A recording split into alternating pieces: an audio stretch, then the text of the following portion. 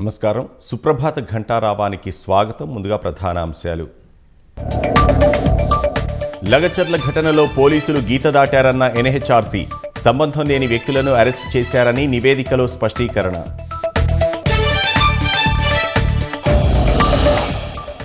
జపాన్లో ఇవాల్టితో ముగియనున్న సీఎం రేవంత్ రెడ్డి బృందం పర్యటన. నేడు ఒసాకా నుంచి హిరోషిమా చేరుకోనున్న సభ్యులు.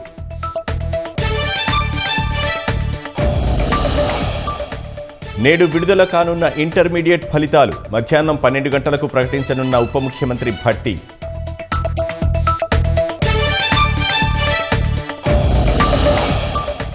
ప్రాంతీయ అంతర్జాతీయ అంశాలపై మోదీ జేడీ వాన్స్ సమాలోచన. ఇరు దేశాల ద్వైపాక్షిక సంబంధాల్లో పురోగతిపై నేతల సమీక్ష. కర్ణాటక మాజీ డీజీపీ ఓంప్రకాష్ హత్య కేసులో ఆయన భార్య అరెస్ట్.